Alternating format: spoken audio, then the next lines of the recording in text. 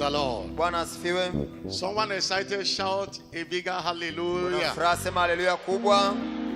Lift up your voice this evening again and celebrate this great God. Inua sauti yako msherehekee Mungu. In this last midweek service of the month of September, baada ya mwisho wa mwezi wa 9, give him all the glory, mpe utukufu wote, give him all the honor, celebrate his holy name. mpe heshima, sherehekea jina lake takatifu. Worship him, is worthy of our praise. Mwabudu anastahili sifa zetu. Thank him for the answer prayers. Shukuru kwa majawabu ya maombi. Thank him for the wonderful testimonies we had tonight. Kwa shuhuda za kupendeza ambazo tumezisikia. This is the doing of the Lord and it is marvelous in our eyes. Haya ni matendo ya Mungu, ni ajabu. What a faithful God you are. Lord, what a wonderful God. For all you have done for us in the course of the month, for instant testimonies we have, Father, for diverse visitation, thank you and thank you and thank you and thank you and thank you and thank you and thank you and thank you again and again. What a faithful God you are. What a wonderful God you are. We worship your holy name. We return all the glory, the beginning and the ending. We thank you. Oh, malande keto shanda, kia tu shando belando liaba. Lift up your voice and appreciate him. Blessed be your holy name. In Jesus' glorious name. Somebody shout a louder amen. Thank you, Jesus. I want you to pray again this evening. Jesus, I have come to meet you. Yesu, nimekuja kukutana na wewe. I will not go back the same way I came. Sintarudi nilivyokuja. Visit me tonight. Nitembelee jioni ya leo. Heal me of any infirmity in my body. Niponye kila udhaifu katika mwili wangu. Deliver me, Father, from destruction. Nikomboe kutoka kwenye uharibifu. Send your word to me this evening. Nitumie neno lako jioni ya leo. In the name of Jesus Christ. Katika jina la Yesu Kristo. Lift up your voice and pray. Inua sauti yako na uombe. The songwriter said there is something that makes me come into your presence, my helper. Mwimbaji amesema kuna kitu kinanifanya nije uweponi mwako. The psalmist said, I lift up my eyes upon the hill. Where cometh my help? Say, my help cometh from the Lord. Lift up your voice, your help cometh from the Lord. Inua sauti yako, msaada wako the maker of heaven and earth. Aliyeziumba mbingu pamoja na nchi. Lord, visit me. Visit everyone.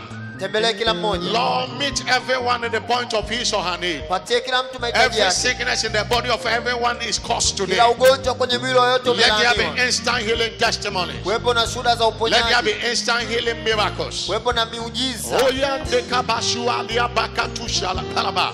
Opeketushando belande kaliba shulande laba. Ayandu bela dushande kaba. Shuakala brakatita katolia babalia. Lord, lift that burden today. Lift that burden. Let that yoke be broken. Whatever that put your people down today, let it be over. Let someone return with a testimony tonight. Thank you, Jesus. Wave those hands to Jesus, appreciate him. Worship his holy name. You are the Alpha and Omega. We worship you, our Lord. You are worthy to be praised. Oh, join me and sing. You are the Alpha and Omega. We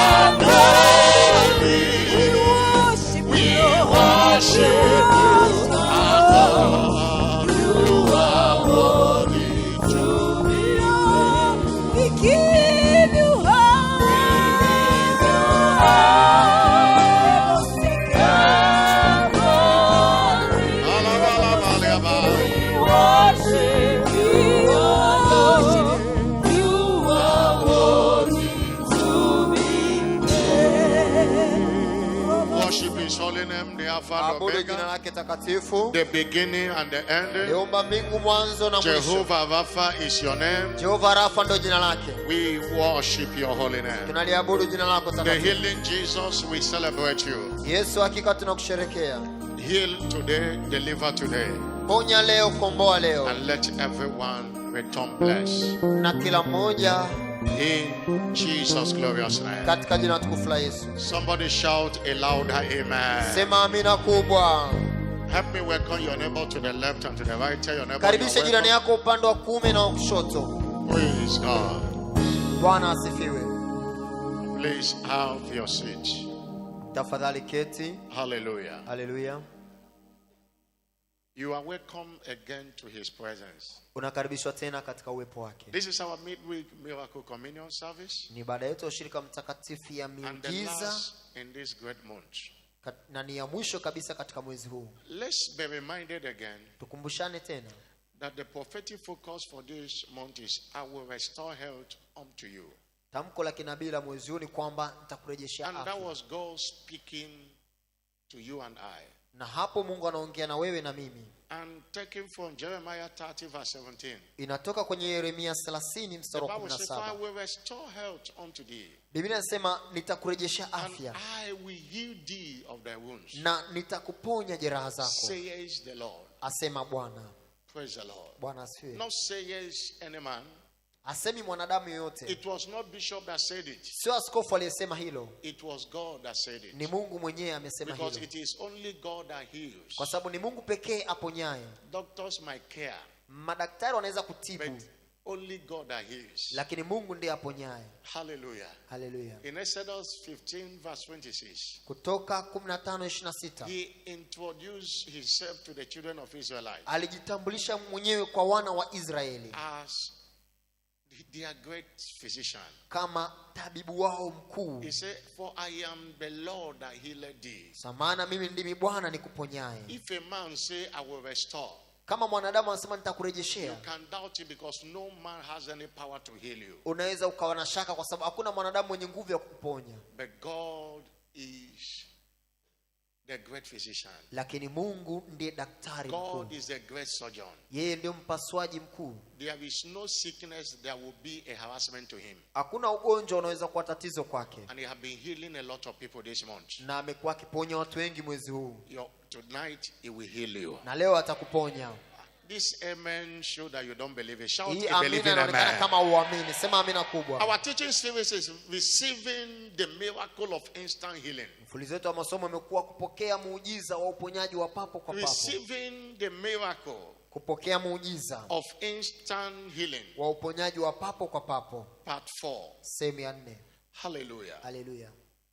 Let me begin tonight by reminding us that service in the kingdom is key to enjoying a life of total health. Because we are not only talking about healing, but we are talking about sustenance of your health. Many people receive their healing, but many don't know how to sustain it. Praise the Lord. Service in the kingdom commits God to your health. Exodus 23 verse 25 and 26. You shall serve the Lord thy God. He will be committed to bless your bread and your water. He will be committed to take away. That's why the more you serve, the more he is committed to take away sickness. Somebody shout hallelujah. You can get your healing by faith, but it takes service to sustain that healing. Many people have been healed. We have seen a lot of instant testimonies since the week began, since the month began. But not many know how to sustain their health. Sustenance of your health. Sustenance of your health kutunzwa kwa afya yako is dependent on your commitment to kingdom endeavors. kunategemea na kujitoa kwako katika masuala ya ufalme. John chapter 15 verse 1 to 2. Yohana 15:1 mpaka 2. Jesus said, I am the true vine. Yesu anasema mimi ndimi And my mzabibu wa kweli. Father is the husbandman. Baba yangu ndiye mkulima. Every branch in me that beareth not fruit, Kila tawi ndani yangu lisilozaa matunda, he taketh it away. analikata na And kuliondoa. every branch that beareth fruit, Lakini tawi lizalo matunda, he purgeth it. analipalilia, He is committed to it, analisafisha to keep it healthy, ili liendelee kuwa na that he afya, may bring forth much fruit. ili lizidi kuzaa. Service in the kingdom Utumishi katika ufalme is key to enjoying a life of total health. ndio ufunguo wa kupata afya kamilifu. One of the rewards of service is divine health. Mojawapo ya thawabu za utumishi ni kupata afya ya kiungu. People of God, you don't have a health future if you are not investing in the kingdom. Watu wa Mungu, hauna hatima yenye afya kama hauwekezi katika ufalme. Your health future is in doubt if you are not investing in the kingdom. Hatima yako ya afya iko shakani kama uwekezi katika ufalme. Engaging in kingdom service Kujihusisha katika utumishi wa ufalme with understanding. ukiwa na uelewa mzuri. Engaging with it with understanding. Kutumika uko na ufahamu That is sahihi. one important thing we must know. Hicho ndio kitu cha kwanza cha muhimu Many tunapaswa people are kufahamu. serving, but they are not doing it with understanding. Watu wengi wanatumika lakini hawatumiki kwa ufahamu. They are doing it as if they are doing it to any man. Wanafanya kama wanamfanyia Because they mwanadamu. lack understanding of what service is all about. Wanakosa uelewa wa kwamba utumishi ni nini. And they don't get the benefit thereof. Na hivyo hawapati matokeo ama faida. Engaging in kingdom stewardship with understanding. Kutumika katika utumishi wa ufalme uko na ufahamu. Having the understanding that it is unto God, not unto man. Ukiwa na ufahamu kwamba unatumika kwa ajili ya Mungu na si mwanadamu. Our Father might not know what you are doing. Baba yetu anaweza asijue unachofanya. And the truth he does not know. Na ukweli ni kwamba hajui. Whether you are committed in Operation 615 or not. Iwe umejitoa kwenye operation 615 au la, He will not know. yeye hawezi kujua. Whether you are praying or not. Iwe unaomba au hauombi, He will not know. yeye hawezi jua. But there is God in heaven. Lakini yuko Mungu To whom mbinguni all services are directed to. ambaye utumishi wote unapelekwa And kwake. he's the one that rewards. Naye ndiye anayetoa thawabu. When you have understanding of service, Unapokuwa na uelewa wa utumishi, you will need encouragement from anywhere. hautohitaji kusukumwa kwa namna You yoyote. won't do a lip service. Hautofanya utumishi wa mdomo. Somebody shout hallelujah. Sema haleluya. Somebody shout hallelujah. Sema haleluya. The Bible said in Colossians chapter 3 verse 22. Biblia inasema katika Kolosai 3 mstari ule wa 22. Praise the Lord. Bwana asifiwe. Servant, obey in all things your master according to flesh. Nanyi watumwa watiini hao ambao kwa mwili ni bwana zenu, Not with eye service. sio kwa utumwa wa macho. Many people are serving, Kuna watu wanatumika but there is nothing. There is no reward. lakini hawapati thawabu, Because eye service will never get anything. kwa sababu utumishi wa macho hautakupa He said, thawabu. not with eye service as men pleasers. Sio utumishi wa macho kama kujipendekeza kwa wanadamu. Praise the Lord. Bwana asifiwe.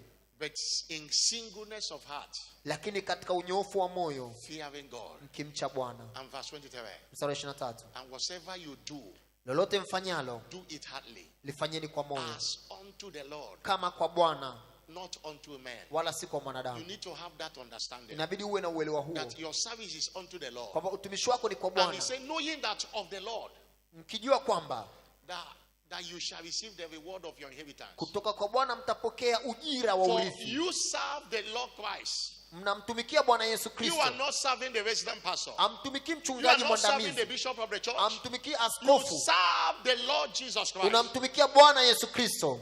Serving God with understanding Kumtumikia Mungu kwa ufahamu put you in charge. kuna kufanya utawale. Somebody shout hallelujah. Sema haleluya. And look at the next verse. Tazama mstari unaofuata.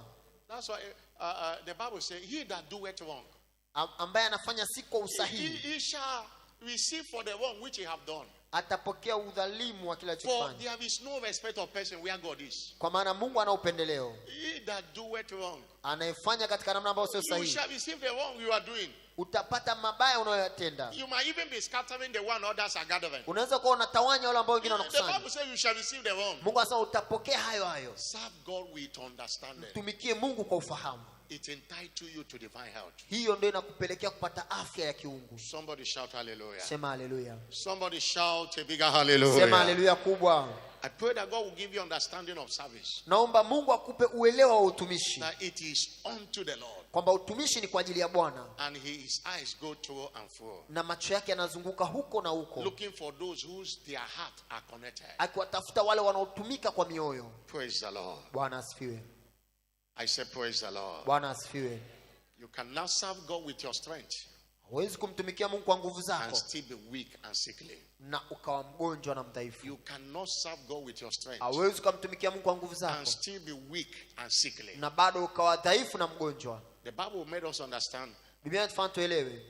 You know, in 2 Corinthians chapter 5 verse 19 to 20. Wakorintho wa pili sura ya 5 mstari wa 19 mpaka 20. Jesus came here to reconcile the world to God. Yesu alikuja kupatanisha ulimwengu na Mungu. When he was living, wakati alipokuwa anaondoka, he handed over to us the ministry of reconciliation. Alitukabidhi ile huduma ya upatanisho. And verse 20 said by being born again.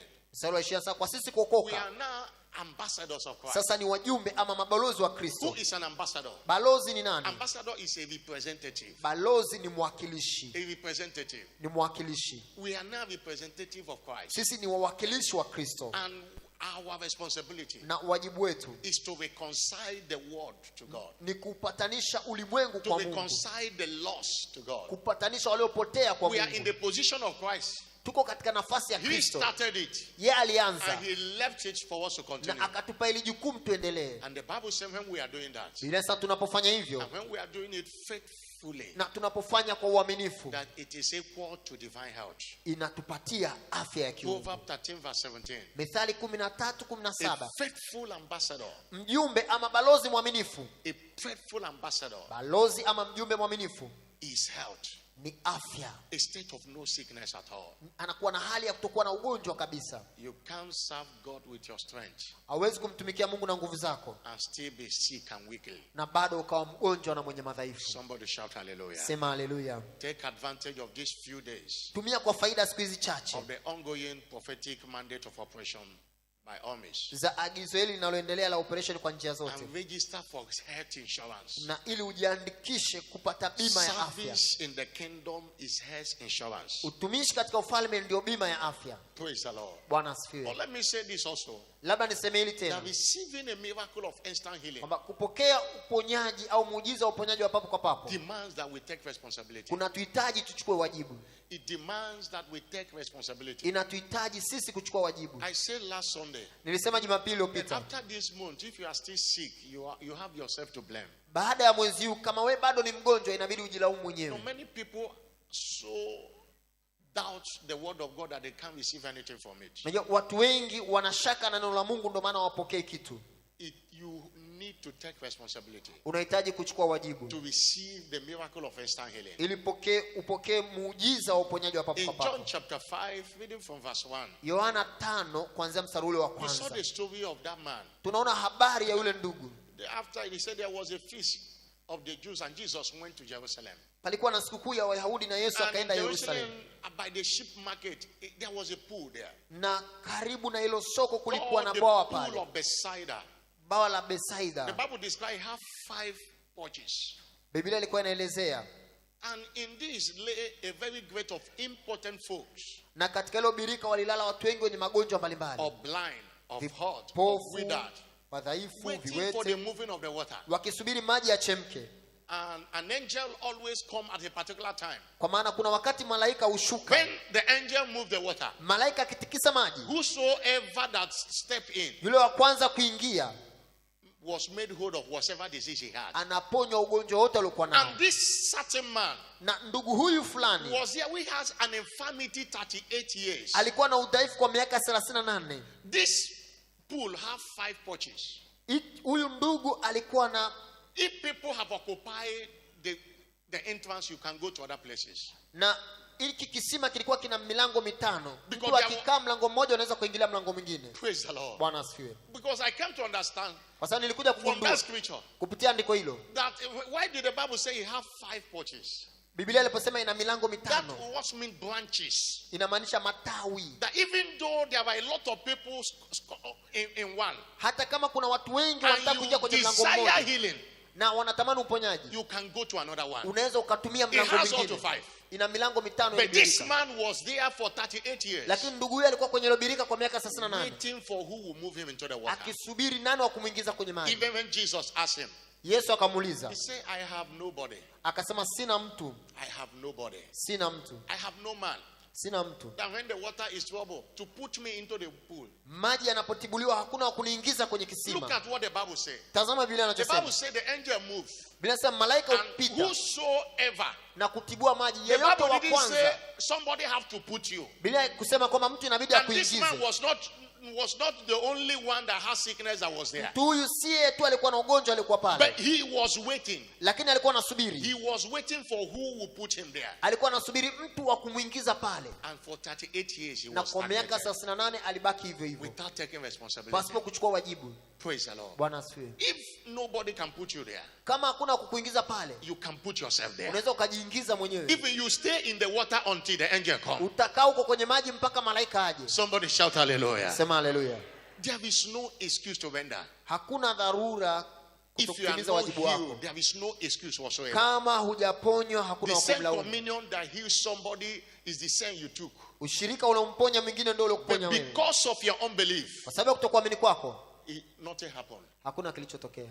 Last Sunday somebody took the communion and a tumor, a growth in the neck disappears. Jumapili iliyopita mtu alishiriki ushirika mtakatifu na uvimbe kwenye shingo ukatoweka. Here last Sunday during the second service. Jumapili iliyopita wakati ibada ya pili. Another lady had been having menstrual flow for 9 months. Binti mwingine alikuwa anatirika damu kwa miezi 9 pasipo kukoma. But after partaking of the communion last Sunday. Baada ya kushiriki ushirika mtakatifu Jumapili iliyopita. And this flow stopped instantly. Na mtiriko wa damu ukakoma pale pale. Another came here having a short-sightedness. Mwingine alikuwa na tatizo la kutoona mbali. And after the communion last Sunday. Baada ya ushirika mtakatifu.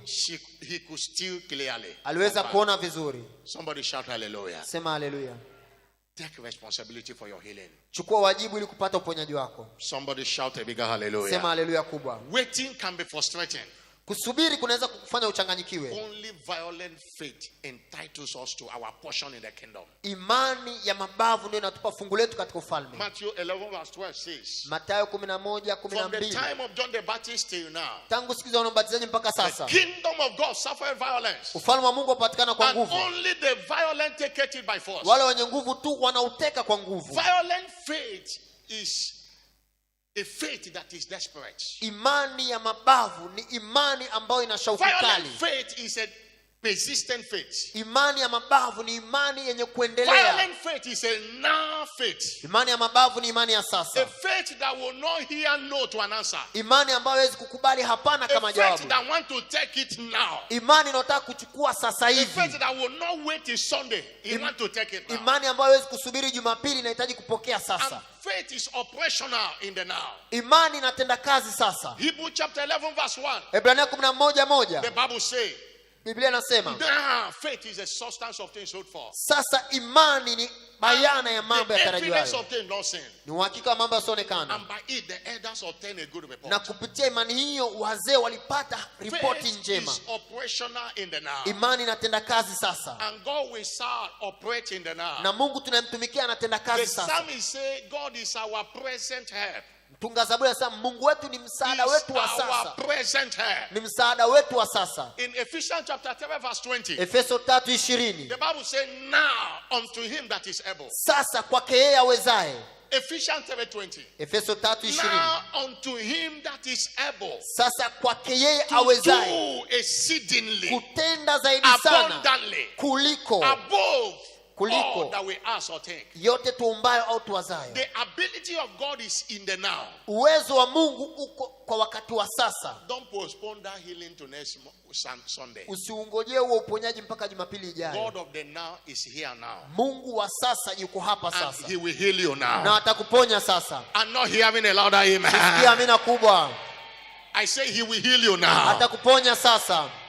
Somebody shout a louder amen. Sema amina kubwa. Somebody shout a louder amen. Sema amina kubwa.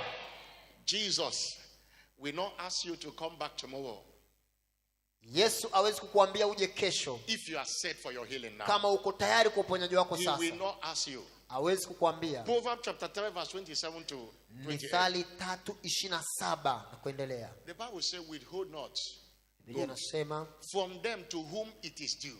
Mungu hatawanyima chema. It is in the power of thy hand to do it. Kwa kile ambacho kiko katika uwezo wake Say not kutenda. unto thy neighbor, go and come again tomorrow. Hawezi kumwambia jirani yako njoo na uje kesho. And I will give you when thou have it by day. Na nitakupatia wakati jambo hilo unalo kwa Jesus sasa. will not tell you come tomorrow. Yesu hawezi kukuambia njoo kesho. Because he will not be more powerful tomorrow than he is today. Kwa sababu hatakuwa na nguvu zaidi kesho kuliko alizokuwa nazo His sasa. power does not reduce. Nguvu zake hazipungui. He was the same yesterday, Alikuwa vile jana, the same today, hivyo leo and the same na forever. ndivyo alivyo kesho. Somebody shout a bigger Sema hallelujah. haleluya kubwa. Somebody shout a bigger hallelujah. Sema haleluya kubwa. Every day is God's day. Kila siku ni siku ya Mungu. But the day you believe is your day. Lakini siku ile unayoamini ndio siku yako. 2 Corinthians chapter 6 verse 2. Wakorintho wa pili 6:2. The Bible says, he said, now is a day. He said, I have had thee in the time accepted. Sana nilikusikia katika And wakati in the day uliokubalika. of salvation have I succumbed thee. Na wakati siku ya wokovu Behold, nalikusaidia. now is the accepted time. Tazama sasa ni wakati uliokubalika. Behold, now is the day of salvation. Tazama sasa ndio wakati wa Now wokovu. is the day God wants to save you from sicknesses and diseases. Sasa ndio wakati Mungu anataka kukuponya kutoka kwenye magonjwa na madhaifu. Not tomorrow. Sio kesho. And you are receiving it now. Na unapokea sasa. Let's look at scriptural example of instant healing miracles in the ministry of Jesus Christ. Tutazame mifano ya miujiza ya papo kwa papo ya uponyaji kwenye huduma We ya saw Kristo. in Luke chapter 4 verse 40 Luka 4:40. that Jesus laid his hand on the sick and they were healed instantly. Yesu aliweka mikono kwa wagonjwa na He wakaponywa said, papo kwa when papo. the sun was setting, Jua lilipokuchwa, all they that had any sick with diverse diseases watu wote walikuwa na maradhi mbalimbali brought them unto him, walipelekwa kwake. and he laid his hand on every one of them Akaweka mikono juu ya kila mmoja wapo, and healed them. akawaponya. They received their instant healing. Walipokea uponyaji wa papo kwa papo. He is here today. Yuko hapa leo. He might not lay hand on you, Anaweza asikuwekee but mkono, he's laying his word on you. lakini anakuwekea neno lake He's kwako. laying his word on you. Anaweka neno lake kwako. His word is more powerful. Neno lake lina nguvu sana. Somebody shout hallelujah. Sema You haleluya. know he is the living word. Unajua yeye ni neno lilo hai. He is the living word. Ni neno lilo hai. In John chapter 1 verse 1 to 3. Yohana 1:1 In the mpaka 3. beginning was the word. Mwanzoni kulikuwa na And the neno. word was with God. Neno alikuwa na Mungu. And the word was God. Neno alikuwa And the Mungu. same was in the beginning with God. Huyu alikuwa mwanzo na Mungu. Praise the Lord. Bwana asifiwe. Talking about Jesus. Akizungumza And in habari ya verse Yesu. 12. Mstari wa And 12. he said, as many that have received him. Wale wote waliompokea, Talking about the word, Jesus. akizungumzia neno To ambaye them ni he Yesu. gave power to become. Hao aliwapa uwezo wa In kuwa. verse 14. Mstari wa The 14. word became flesh. Neno likavaa mwili, And dwell among us. likakaa And miongoni we mwetu. beheld his glory. Tukaona utukufu And wake. the glory of the only begotten Son of the Father. Utukufu wa mwana pekee wa Baba. Full of grace and truth. Amejaa neema na kweli. The word became flesh. Neno likavaa He's mwili. laying his word on you. Anakuwekea neno lake. You know his name is called the word of God. Unajua jina lake anaitwa neno la Mungu. 1 John chapter 5 verse 7. Waraka wa kwanza Yohana The Bible says there 5:7. are 3 persons that bear record in Bila heaven. sema kwa watatu washuhudiao mbinguni. The Father, Baba, the Word, Neno and the Holy Ghost. na Roho And Mtakatifu. these 3 are one. Na watatu hawa ni His umoja. original name is the word of God. Jina lake halisi ni neno la And Mungu. he's laying his word on you. Na anakuwekea neno lake He kwako. magnifies his word above his name. Amelitukuza jina lake kuliko jina lake. And that's why I know you are receiving your instant healing Ndio maana today. najua unapokea uponyaji wako leo. John chapter 6 verse 63 said, the word I speak unto you, Yohana 6:63, maneno ninayowaambia they are spirit ni roho and they are life. tena ni uzima. They convey life. Yanaumba uzima. The word of God Neno la Mungu is full of the life of God. limejaa uzima wa Anytime you Mungu. open your heart Unapofungua moyo and wako allow the word to enter, na kuruhusu neno liingie, every sickness kila ugonjwa is healed. unaponya. Psalm 107 verse 20. Zaburi ya 107:20, He sent his word hulituma neno lake, and the word healed them. neno likawaponya. Hallelujah. Haleluya. Open your hand, he's laying the word. Anaachilia neno sasa. We saw also on the other hand when the sick held on his garment, Tunaona pia wagonjwa waliposhika vazi they lake were healed.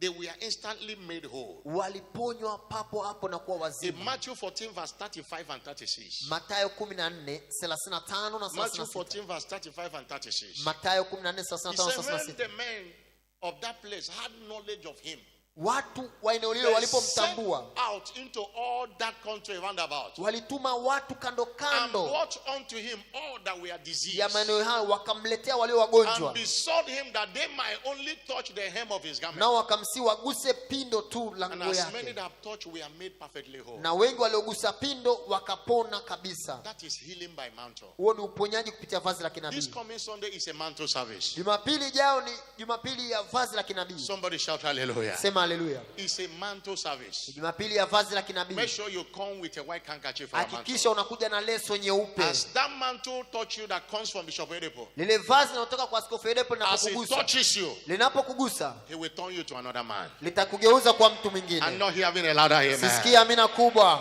And we saw thirdly, Na cha tatu, a man full of leprosy was healed instantly. mtu aliyejaa ukoma aliponywa papo kwa papo. In Luke chapter 5 verse 12 to 13. Luka 5:12 mpaka Luke chapter 13. 5 verse 12 to 13. Luka He 5:12 said it mpaka came to 13. pass Ikawa when he was in a certain city, alipokuwa katika mji fulani, behold, a man full of leprosy, palikuwa na mtu amejaa ukoma. who seeing Jesus fell on his feet Alipomwona Yesu akaanguka and kifudifudi, besought him, saying, Lord, will thou, if thou will, thou can make me clean. akamwomba akisema, Bwana ukitaka waweza He kunitakasa. put forth his hand and touched him and said, I will, be thou clean. Akaonyosha mkono wake akamgusa, akamwambia And nataka he said takasika, immediately na mara the leprosy departed from him. ukoma ukamtoka. Everything that represents leprosy in your life Kila kinachowakilisha ukoma kwenye maisha yako will depart from you this hour. kikaondoka kwako saa hii. I'm not hearing a louder Sikia amina amen. kubwa.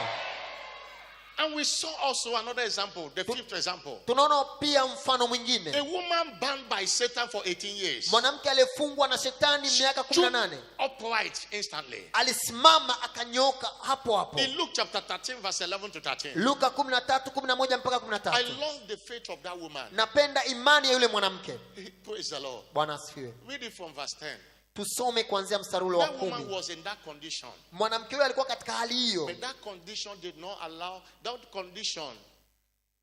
that woman did not allow that condition to stop him from coming to church. lakini huyu mwanamke akuruhusu ile hali imzuie kuja kanisani. Jesus came to church Yesu alikwenda on kanisani a Sunday morning. Jumapili asubuhi. That woman was in church. Mwanamke yule alikuwa kanisani. Praise the Lord. Bwana asifiwe. Many people might discourage him. Watu wengi wanaweza kukatisha tamaa Seeing him coming like this every morning. kumwona kwao akienda amepinda kila asubuhi. Today is service. Leo ni Jumapili, And you know arthritis can pain. na unajua A woman that is bending like this, the thing is paining her. mwanamke aliyepinda kwa kibiongo namna hiyo But kinaumiza that hicho could not kibiongo, stop her from coming to church. lakini hali hiyo haikumzuia kwenda kanisani. Her healing came because she was in church. Uponyaji wake aliupata kwa sababu alikuwa If kanisani. she was not in church that day, Jesus could have not seen him. Kama asingekuwa kanisani, Yesu asingemwona. Praise the Lord. Bwana A asifiwe. little headache, you stop coming to church. Maumivu kidogo ya kichwa, unaacha kuja kanisani. Sunday morning, you face a pain here and you say, today I'm not coming. Jumapili asubuhi unapata maumivu tu kidogo kwenye mguu, unasema hauji If kanisani. that challenge will not stop you from coming to church, Kama hiyo changamoto haiwezi kukuzuia kuja kanisani, your coming to church will delete that challenge for your kuja life. kwako kanisani kutafuta hiyo If that changamoto. challenge will not stop you from praying, Kama hiyo changamoto haitakuzuia your kuomba, prayer will handle that maombi challenge. yako yatashughulikia hiyo changamoto. That woman was bending. Mwanamke huyo alikuwa na kibiongo amepinda. And people will be greeting. Some people might be laughing at her. Watu wengine zikana walikuwa Say, wanamcheka. Mama, can't you stay in the house? Mama, hawezi kukaa nyumbani. This woman say, I must be in church. Mwanamke huyo anasema lazima niwe kanisani. I must be in church. Lazima niwe kanisani. And nobody knew that Jesus is going to come there that day. Na hakuna alijua kwamba Yesu atapita hapo kanisani siku hiyo. The Jewish woman said, no matter what happened, I must be there. Lakini mwanamke anasema haijalishi nini kitatokea, lazima And niwepo Jesus saw kanisani. her. Yesu akamwona. Praise the Lord. Bwana asifiwe. And she received her healing. Akapokea uponyaji And look wake. at what happened. Tazama He said, kilichotokea. this woman had a spirit of infirmity 18 years. Mwanamke huyu alikuwa na roho ya udhaifu kwa miaka 18. Bound together and could no wise lift up herself. He Naye can't lift up herself. amepinda, hawezi hata kujinyosha kabisa. Jesus saw her when Jesus came to church. Yesu akamwona alipokwenda kanisani. Jesus called her Yesu akamwita, and said unto her, akamwambia, woman, mwanamke, thou art loose from thy infirmity. umefunguliwa kutoka kwenye udhaifu wako. Maybe that woman had been praying, Labda mwanamke huyo alikuwa akiomba, oh God, visit me today. Mungu nitembelee leo. But thank God that she was in service. Lakini namshukuru Mungu alikuwepo ibadani. Somebody shout hallelujah. Sema haleluya. If the devil don't want you to be healed, Kama shetani hataki uponywe, if the devil does not want you to be blessed, kama shetani hataki ubarikiwe, when it is time for service, he will bring distractions. itapofika wakati wa ibada atakuletea He will bring vizuizi, discouragement. atakuletea vitu vya kukatisha tamaa. That service you miss, ibada ile unayoikosa, there is a blessing for you. You have missed that. Ndio kuna baraka ulioandaliwa kwa ajili yako siku hiyo. There is angel that brought your blessing, he have taken it over. Kuna malaika ambaye anaileta baraka yako anakuta upo anarudi nayo. Somebody shout hallelujah. Sema hallelujah. Somebody shout hallelujah. Sema hallelujah. It's a preaching for another day. But I'm just, as I'm reading that scripture, I said, for this woman to be in church with her condition. Hayo ni mahubiri ya siku nyingine, lakini naposoma andiko hili kwa mwanamke huyu kuepo kanisani na tatizo lake. Any symptom of sickness don't allow you to stop you from coming to church. Kwa dalili yote ya ugonjwa usikubali kuzuie kuja kanisani. There are many people here who have Sunday morning. Kuna watu wengi hapa Jumapili asubuhi. And you see yourself feeling a lot of symptoms. Unaanza kujiona dalili zinatokea. And you came to church. Na ukaja kanisani. You never tell anybody. Haukumwambia yoyote. You never even pray. Hata ukuomba. You can't even remember how the thing left. Hata uwezi kukumbuka namna gani ile tatizo lilitoka. Do I have a witness in the house? Kuna watu wa namna hiyo walishaponywa katika namna hiyo. Kuna mashahidi walioponywa katika namna hiyo. The devil brought that symptoms and pain to stop you from coming to church. Shetani alikuletea hizo dalili na maumivu ili kukuzuia usije kanisani. It happened to me before several times. Ilishanitokea mimi huko nyuma mara nyingi. That time is the time I want to come more than ever before. Huo ndio wakati ambao ninatamani kuja kuliko wakati mwingine wote. That woman was healed instantly. Mwanamke huyo aliponywa papo hapo. Somebody shout hallelujah. Sema hallelujah. In Matthew chapter 9 verse 27 to 30. Mathayo 9:27 Two mpaka 30. blind men followed Jesus. Vipofu wawili walimfuata Yesu. When Jesus departed, two blind men followed him crying, "Thou son of David, Yesu have mercy on us." Kwa akipita vipofu wawili wakamfuata wakisema turehemu. Alipofika nyumbani kwake, the blind man came to him. Vipofu wakamwendea. If you read all this, it's not just about reading. Ukisoma hivi usisome tu. Go back to verse 27. Mtazama mstari 27. They followed Jesus. Walimfuata Yesu crying, wakilia, uturehemu. Praise the Lord. Bwana asifiwe. There was no response from Jesus. Yesu hakuwajibu kitu. But look at it. When Jesus verse 28. Mstari 28. When Jesus come into the house. Na Yesu alipoingia ndani ya nyumba. This blind man say, "We have known your house. We must follow you to your house." Vipofu wakasema tumeshajua nyumba yako, tunakufuata hadi huko kwako. They followed Jesus to the house. Walimfuata Yesu ndani huko kwake alikoingia. And they came to him and Jesus said unto them, na Yesu akawaambia, "Do you believe I am able to do this?" Je, mnaamini naweza kufanya hili? For you to be disturbing me to the extent of following me to the house. Kwa nini kunisumbua mpaka mmekuja huku ndani ya nyumba? Do you believe I am able Je, to do this? mnaamini naweza kufanya hili? And he's asking you that question today. Na anakuuliza wewe hilo swali leo. Do you believe that he is able to heal you? Je, unaamini anaweza kukuponya? And they say, "Yea, Lord." Wakasema ndiyo Bwana. He touched thy eyes, Akagusa macho yao. saying, "According to your faith, Akasema kwa kadiri ya imani yenu be it unto you." mpate au People of mpokee. God, it is to you according to their Watu wa Mungu mnapokea kwa And kadiri the ya Bible imani said yako. their eyes were open. Biblia inasema macho yao For them yakafumbuka. to follow Jesus to his house, Kwa wao kumfuata Yesu mpaka nyumbani. it was faith in action. Hiyo ilikuwa ni imani katika matendo. Are you hearing what I'm saying? Unasikia anachosema And mchungaji? I believe it was not only the two of them that were blind Naamini si wawili tu waliokuwa vipofu around there, pale but katika two eneo hili. decided and said, "We must get our Lakini healing." ni wale wawili walioamua kusema tutapata We are uponyaji talking about wetu. receiving the miracle of instant healing. Tunazungumzia kupata uponyaji au muujiza wa uponyaji wa papo kwa You papo. don't wait for your healing. Hausubiri uponyaji wako. Hallelujah. Haleluya. You take step for your healing. Unachukua hatua kupata uponyaji I wako. must have my healing today. Lazima ni upate uponyaji wangu leo. Rise up on your feet. Simama kwa miguu I yako. must have my healing today. Lazima ni upate uponyaji wangu What leo. did they do? Walifanya nini They wale? first of all cried, Cha kwanza walilia, "Thou son of David, Yesu mwana wa Daudi, have mercy." turehemu. Because the mercy of God cleans every mess of our Kwa lives. sababu rehema za Mungu ndio zinaondoa maovu katika maisha yetu. Lift up your voice. Inua sauti yako. Cry like them tonight. Lia kama wale leo. Jesus, have mercy. Yesu ni rehemu. Heal me today. Niponye leo. Heal me today. Niponye leo. Heal my brother today. Niponye Heal kakaangu my leo. siblings today. Anyone Ponye here? ndugu yangu leo. Lift up your voice and cry unto Inua him. sauti yako na ulie. Lift up your voice and cry unto him. Inua sauti yako umlilie. Alandusha kubel, andusha kuti, andusha ndube. Nduli ndulindaka tushindo obraka tunde. Shwandeka brakato likatusha. Liando oliande eke boshi iliande. Abrandushi ando brelando. e che tu li capra tu shinde e bralabosh alabandelebo aliando belabalaba. Look at that sickness and cause it in the name of Jesus. Lose me. Apakato ketolia baba. Shwande ketoli kala. Alande. Alukuti shu umbelandu shua. Makande abrakuti ishwande. Eyulando lendo leboshi andeli abrande eshuala. E balande kalabala brakatu shindo e kete ubrando shualando e brando bali shualaka e bolinde obrande iluba shuande aliako beleando e balande lando liaboshiaba ayala brando liandelebo e shualande endo liba shuande laba yande kaliabra labo shike tobe lando laba ayando liba labo shiaba balabolia ayala baba la bakata kateke tokoto e kiatalaba. No sickness is permitted to go with you. No, they must drop. In the name of Jesus Christ of Nazareth, who I am and who I serve, every sickness, every infirmity, every negative medical report, every disease, you are caused now in the name of Jesus. Look here to Belando Belaba.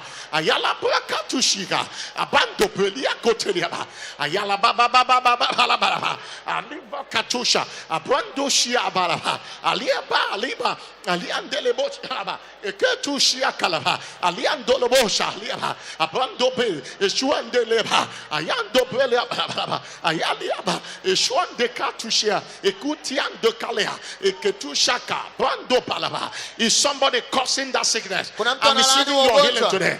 Ah, yala.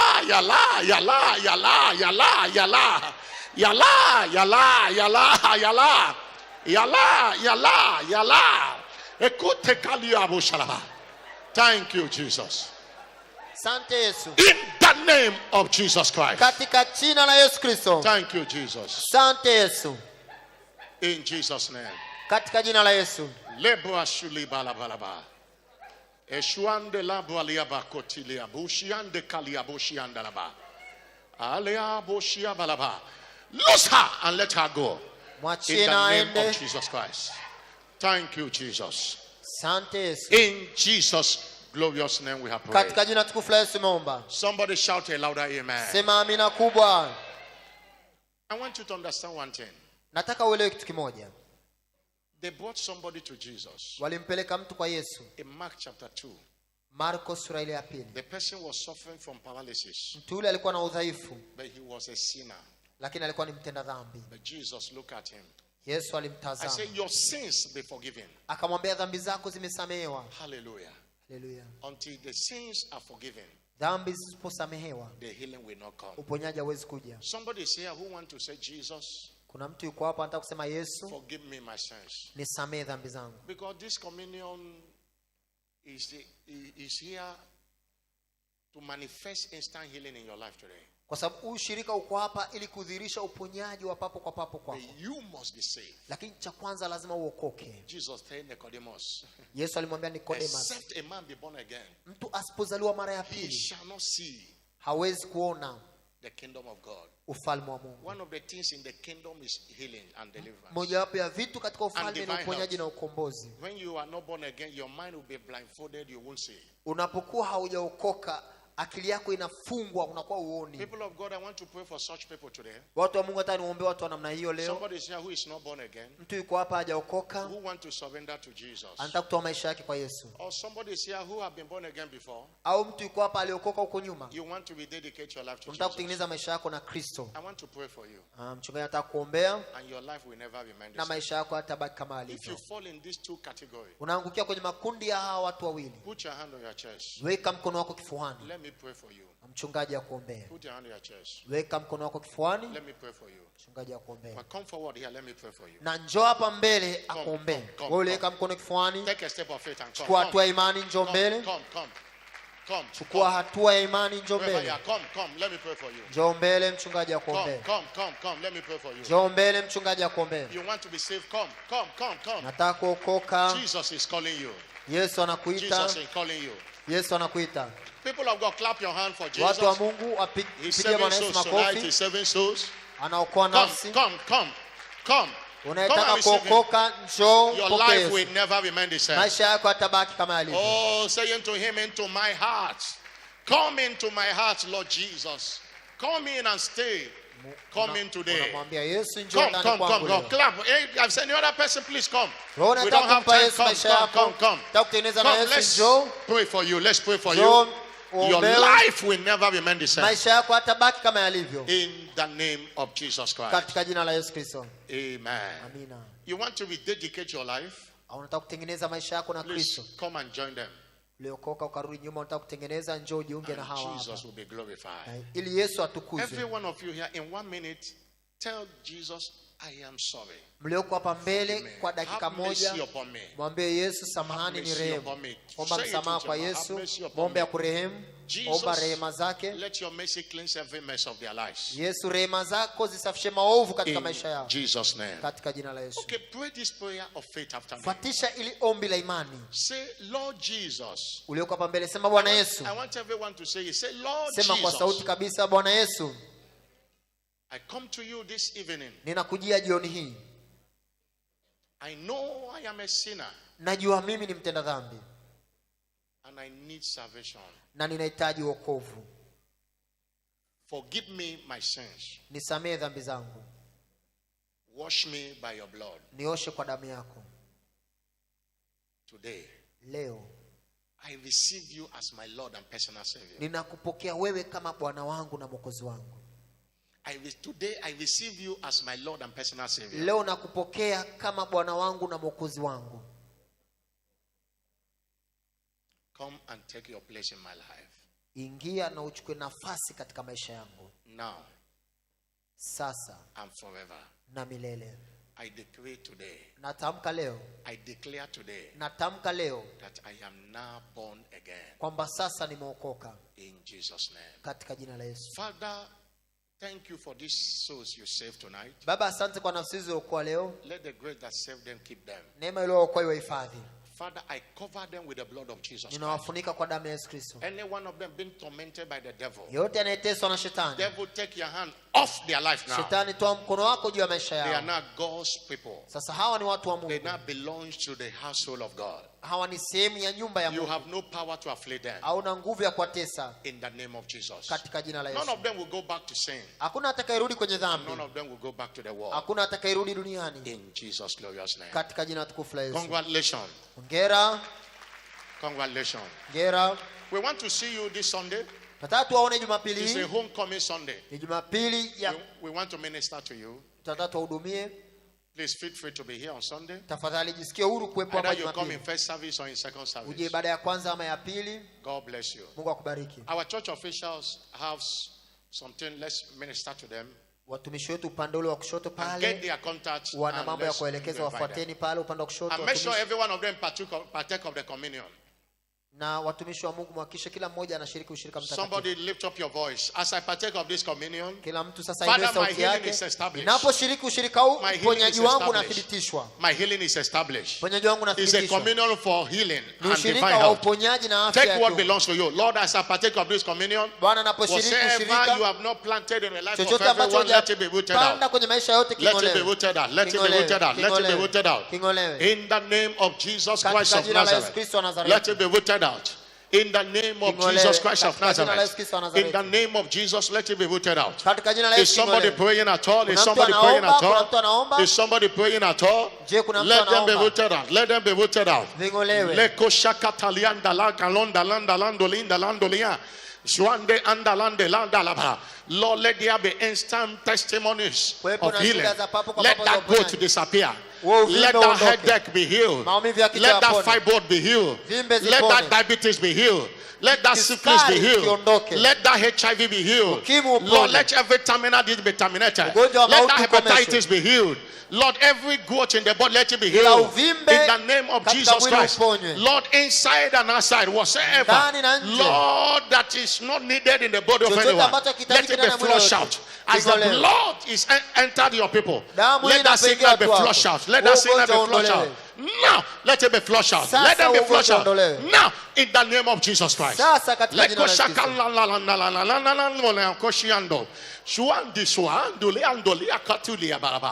them be flushed out. Every sickness that has a name, I invoke the power in the communion table. And I say, loose. In the name of Jesus Christ, it is done. Every weakness of the body is here tonight. Every kind of fever is here tonight. Every negative medical report is reversed today. In the name of Jesus. Father, we bless it and call it the flesh and your blood. And it is communion for instant healing testimonies. In Jesus' name. Let every partaker have a testimony tonight. In Jesus' name. Amen.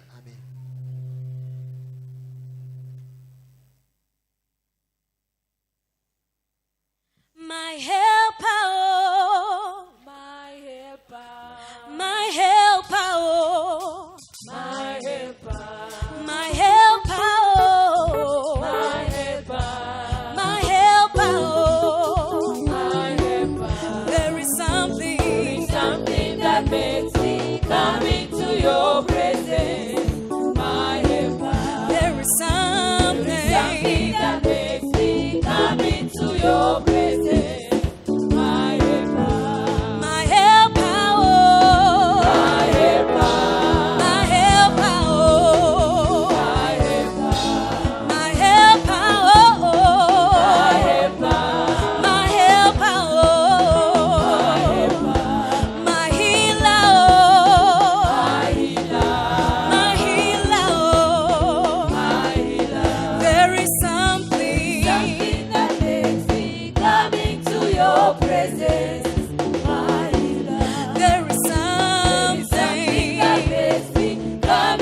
Your presence, my healer, my healer, my healer, my healer, my healer, my healer, provider, provider, provider, my provider.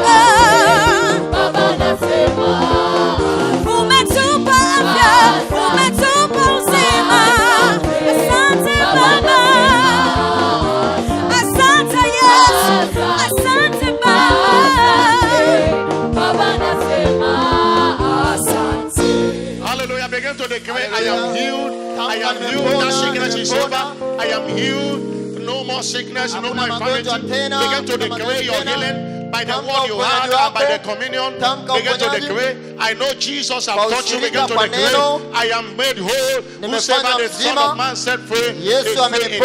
Whosoever the Son of Man set free is free indeed. In the name of Jesus. Oh, in the